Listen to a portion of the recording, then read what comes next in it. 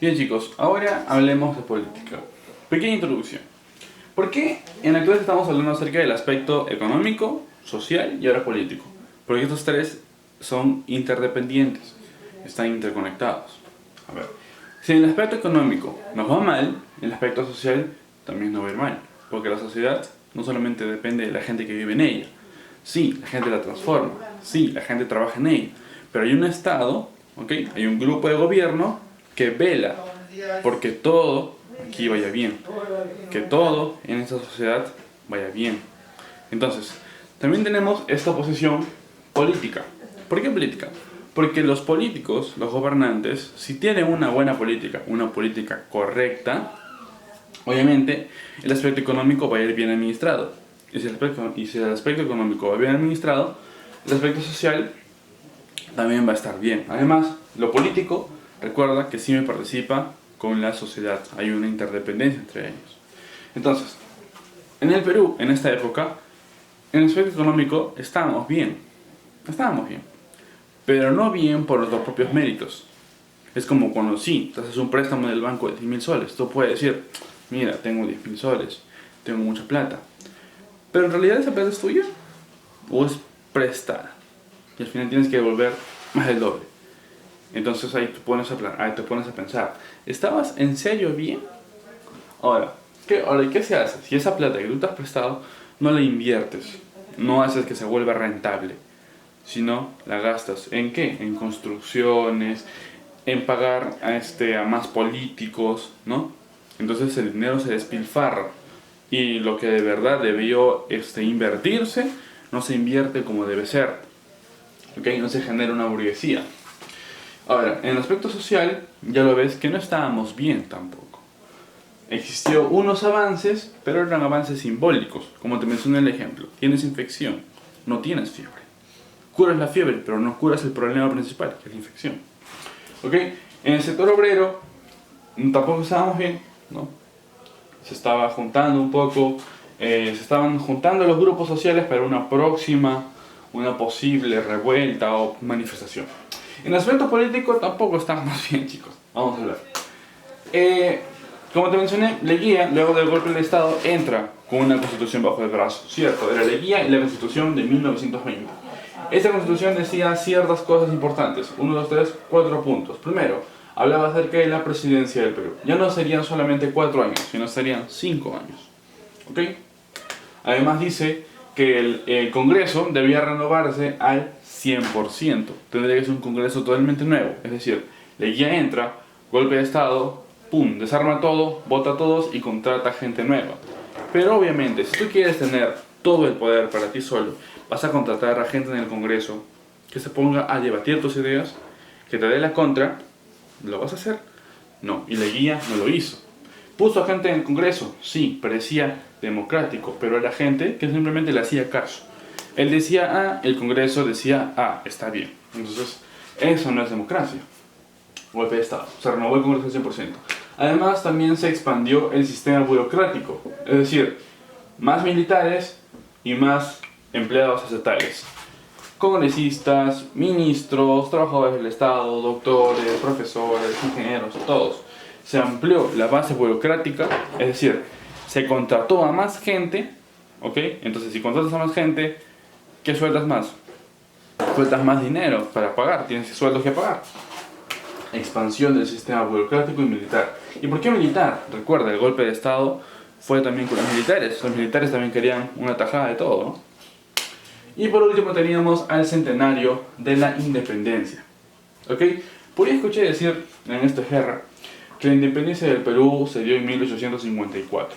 No, se dio en 1821. O sea, 2 años después de que Leguía entró al poder. Entonces estamos festejando también el centenario. Y ahora de aquí el próximo año nos vamos al bicentenario. ¿Qué tal estamos? En estos 100 años de historia, ¿algo ha cambiado?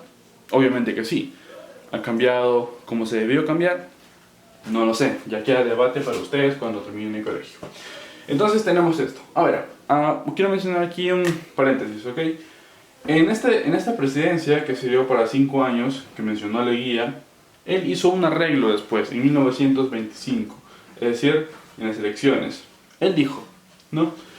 hizo un arreglo a uno de los artículos de la Constitución y dijo no, que estaba la capacidad de reelegirse, es decir, el presidente, ¿no?, podía postular otra vez elecciones, podía ser reelecto.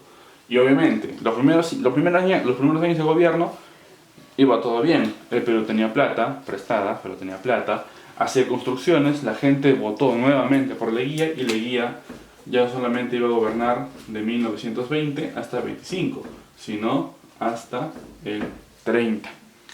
¿Ok? Modificó las leyes para su propio beneficio. Además, en el aspecto político, tratados internacionales. Perú firmó un montón de tratados a lo largo de su historia. Y eso ya lo hemos hecho en geografía política, ya más o menos lo conoces, el año pasado, ¿no? En los cuales el Perú se ha visto más afectado que beneficiado. ¿Por qué? Porque en cada tratado que firmaba Perú iba dando un poco de su territorio, ¿no? ¿Te acuerdas? Primero, Tratado Salomón-Lozano, en 1922, durante el gobierno de Leguía, tenía 3 años. Ese tratado se firmó con Colombia. Perú entrega territorios. ¿Cuáles? El trapecio amazónico. Es decir, pucha, no tengo un espacio para dibujar, creo que por aquí. A ver, si la punta en el Perú es así, actualmente es así, si no me equivoco, ¿no? Baja así, etc. Antes esto no era así, antes esto era así. ¿Qué se entregó? Se entregó todo esto a Colombia y un poco para Brasil también. Entonces Perú firmó un tratado y entregó su territorio. En el 22, Tratado Salomón-Lozano con Colombia. Luego, este es uno de los que más afectó a nuestro país, ¿ok? Moralmente, sobre todo. Tratado Radagamio Figueroa Larraín. Figueroa, que le falta una Figueroa Larraín. O también, no es un nombre corto, Tratado de Lima. Bien, ¿qué es el Tratado de Lima? Este tratado se firmó en 1929, ya cuando Leguía estaba a punto de ser asesinado por todos, ¿no? Eso fue firmado con Chile. Chichichi. En este, Tacna regresa a Perú. ¿Ok? ¿Recuerdas la guerra con Chile que hicimos el año pasado? Pero había perdido, Perú había perdido Tarapacá, ¿no? Arica y Tacna, ¿no? Pero supuestamente luego de la guerra con Chile, Chile iba a tener por 10 años nada más, solamente por 10 años, Arica y Tacna. Y luego ya íbamos a ver a qué país iba, pues no, pero no. La guerra terminó en el 84, no me equivoco, la guerra terminó en el 84. 10 años, todo debió definirse en qué año, en el 94. Pero no, se definió en el 29, es decir, pasaron más de 30 años chicos, y el Perú se había olvidado prácticamente de Tacna, ¿no? Pero Tacna es conocida como la ciudad heroica, ¿por qué? Porque Tacna regresa al Perú, Tacna decide reincorporarse al Perú, los tacneños nunca se sintieron chilenos, pero lo que sí pasó fue en Arica, ¿no? Arica sí se quedó con Chile, pero no porque los ariqueños dijo, no, bueno, yo no quiero regresar al Perú, hay mucha crisis y corrupción, no, porque Chile había sometido a una etapa de chilenización. Lo que pasaba era que hacía que la gente migre, ¿no? Digamos, en el sur de Chile se iban a vivir al sur de Chile, al norte de Chile, perdón, ¿no? En el norte de Chile estaba Arica y Tacna. Entonces chilenos se mezclaban con peruanos, ¿no? Algunos peruanos eran expulsados, asesinados, entonces los chilenos hicieron una fuerte chilenización de lo que fue Arica y Tacna, pero más con Arica. Entonces por eso es que Arica al final decide quedarse con Chile. Y esto es un aspecto muy importante que en sí debería ser estudiado a profundidad en todo un semestre, pero lo vamos a mencionar de manera rápida porque el tiempo no nos da. Bien, lo que es el partido de masas, los partidos de masas. ¿Qué pasó? Los grupos sociales, ¿no?, estaban manteniendo una ideología. Primero teníamos a las clases medias, con los indígenas y los obreros, estaban manteniendo ciertas posturas. Ante ello surgen diversos pensadores, maneras de pensar que venían generalmente del extranjero. Entonces, ¿qué sucedió? Se formaron dos partidos políticos muy importantes para nuestro país. Primero, el Partido Socialista Peruano y el APRA, ¿no? El APRA, que dice esto, pero ya es una porquería, ¿no? El Partido Socialista Peruano. Este fue fundado por José Carlos Mariátegui, seguramente has escuchado de él.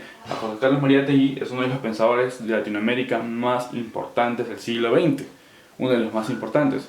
Lo estudian en México, lo estudian en Colombia, en Argentina y en Chile, principalmente. En Perú lo estudian, sí, pero no mucho. ¿ok? Sobre todo no mucho en las escuelas. Él, en su libro Los 7 ensayos de la interpretación técnica del Perú, etc., él decía que el Perú debía llegar a la revolución socialista, es decir, un poco lo que se hizo en Rusia, ¿no? En la cual debían participar obreros e indígenas. Los obreros y los indígenas debían liderar esta revolución para lograr un mundo o un Perú mucho más equitativo y justo, ¿no? Es una manera de pensar. Luego teníamos el APRA, de Haya de la Torre, en el cual la revolución no debía ser socialista, decía Haya de la Torre. Él decía que la revolución debería ser burguesa. ¿Dirigida por quién? Por la clase media y por los obreros. Se dejaba de lado a los indígenas. ¿Ok? Entonces, son dos posturas que vamos a estudiar más a fondo, se lo prometo. Último, caída, para terminar, algo rápido. A ver, punto importante. El Estado peruano, el gobierno de Leguía, dependía bastante de Estados Unidos. Es decir, si Estados Unidos estaba arriba, el Perú también estaba arriba. Porque recuerda, era el papá, no le daba los préstamos al Perú. El Perú se endeudaba, pero estaba arriba con Estados Unidos. Pero ¿qué pasaba si Estados Unidos, pum, se venía a golpe hacia abajo? El Perú también se viene abajo, y es prácticamente eso lo que pasa. Caída, el crack del 29. El crack del 29 fue la depresión más grande en la historia de la economía estadounidense. ¿Muy bien? ¿Qué pasó? Los precios cayeron. Te explico rápido. Estados Unidos estaba produciendo en masa, producía de todo, televisores, radios, cocinas, todo, producía de todo en sus fábricas, ¿no? Lo vendía. Había un punto en el que se fabricaba demasiado que la gente ya no compraba. Obviamente, por casa, ¿cuántas teles compras? Una tele, máximo dos. Pero si la empresa fabrica un montón, no vende. Esta no venta que se estaba generando generó inflación. Esta inflación generó un crack. La bolsa de valores de Wall Street se vino abajo, cayeron las exportaciones peruanas y cayó la economía de Estados Unidos y el gobierno de Leguía se vino abajo. ¿Por qué? Primero, porque las revueltas, las manifestaciones estaban subiendo cada vez más. Y si un país no tiene economía para aguantar los problemas sociales, no va a aguantar más ese gobierno. Ese gobierno se viene abajo. Y fue más o menos lo que pasó. Bien, las exportaciones se cayeron. Además también se suspendieron los préstamos. Obviamente Estados Unidos estaba preocupándose por su propia economía. Se estaba olvidando de las economías pequeñas como la del Perú. Al final el Estado no tenía otra cosa de que toda la burocracia que había contratado antes empezó a despedir como loco. Despido de obreros, de trabajadores y además poco ingreso de dinero fiscal. Es decir, la cuenta de ahorros del Perú estaba en negativo. No tenía dinero el Perú, no tenía plata, ¿no? Entonces, ¿qué generó? Protestas sociales, crisis económica y por último un golpe de Estado. ¿Dado por quién? Por los militares. Sánchez Cerro. Ok, y es así como termina. Reflexión final. ¿El gobierno de Leguía fue un buen gobierno? No. ¿Por qué? Mal manejo del dinero. ¿Qué más? Casos de corrupción. ¿Qué más? Construcciones que se gastaron todo el dinero pero al final no tenían, digamos, nada importante para el país. Esto es muy importante porque viene para después. Poco reconocimiento de las minorías sociales, poca participación política de las minorías, pero no porque no querían, sino porque el Estado no les dejaba. Y esto es un problema actual también. Problema en la educación, problema en la salud. Bien, entonces es un poco el del gobierno de Leguía, chicos. Espero que les haya gustado, a mí me gustó bastante. Y vamos a desarrollar un poco más. Gracias.